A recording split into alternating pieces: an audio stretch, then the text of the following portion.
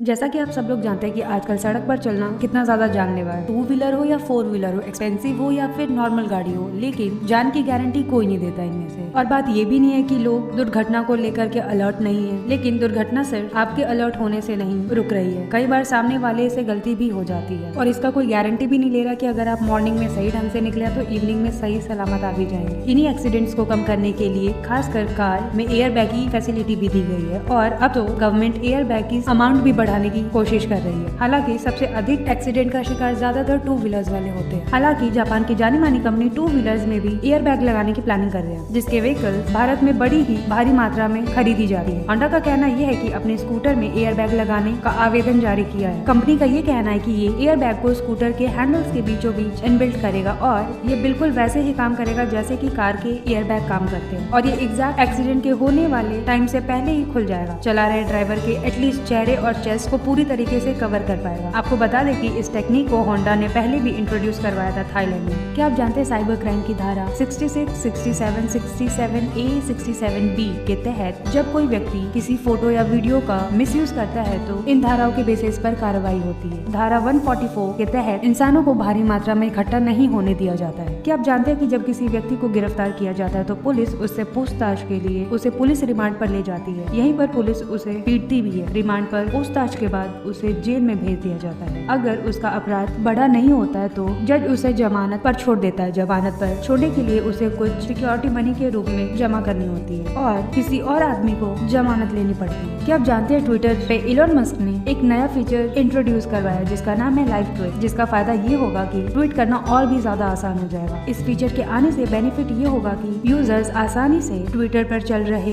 Event के दौरान tweet कर पाएंगे और आप अपना बीच में भी अपना ट्वीट थ्रेड जोड़ सकते हैं और व्यू भी ले सकते हैं। क्या आप जानते हैं कि पहला मैसेज किसने किसको और क्या भेजा था? एक दौर था करीब 15 से 20 साल पहले जब लोग एक मैसेज पहुंचाने के लिए टेलीफोन का यूज करते थे और या तो उससे थोड़ा और पीछे जाए तो लेटर्स का यूज होता था। लेकिन आज का जमाना ऐसा है कि सेकंड भर में आप पूरी दुनिया से कनेक्ट हो सकते हैं। लेकिन आज से 30 साल पहले 22-ईयर-ओल्ड एक लड़के ने अपने सहयोगी को पहला मैसेज सेंड किया था। ये लड़का एक सॉफ्टवेयर प्रोग्रामर था जिसका नाम नील पापवर्थ था। नील ने ये मैसेज अपने फर्म के एक बॉस रिचर्ड जार्विस को सेंड किया था और उसमें लिखा था मैरी क्रिसमस। हालांकि उस वक्त मिस्टर जार्विस एक क्रिसमस पार्टी ही अटेंड कर रहे थे, लेकिन नील को इसका कोई रिप्लाई नहीं मिला। इस मैसेज को 3 दिसंबर 1992 को उस समय की इस नई टेक्नोलॉजी का परीक्षण करने के लिए भेजा गया था। अगर आपको कोई नौकरी दे और नौकरी में सिर्फ आपको ये काम करना है कि आपको सिर्फ और सिर्फ चूहों को मारना है और सैलरी इतना ज्यादा लुक्रेटिव है कि हर इंसान उछल कर बोलेगा कि हाँ मुझे ही ये जॉब चाहिए। अमेरिका के न्यूयॉर्क शहर में इतनी ज्यादा चूहों की आबादी बढ़ गई है कि वहाँ के मेयर ने एक नई जॉब की ही घोषणा कर दी जिसमें एम्प्लॉयज को सिर्फ और सिर्फ चूहों को मारना है और उसके बदले में सैलरी मिलेगी 97,72,800 रुपीज, मतलब कि $120,000 से लेकर के $170,000 यानी कि 1,38,44,800 रुपीज। है ना ये काफी ज्यादा इंटरेस्टिंग जॉब। क्या आप जानते हैं कि पूरी दुनिया में लगभग 2% ऐसे कपल्स होते हैं जो अपने रिलेशनशिप का इजहार किसी शॉपिंग मॉल में और या तो सुपरमार्केट में करते हैं। क्या आप जानते हैं कि फीमेल्स मेल की कंपैरिजन में दुगनी पलकें झपकाती हैं? क्या आप भी क्रिप्टो करेंसी के शौकीन हैं? तो एक बार OneCoin स्कैम के बारे में अपने आप को पक्का से पक्का अवेयर कर ले। आपको बता दें कि OneCoin कोई ब्लॉकचेन टेक्नोलॉजी पर बेस्ड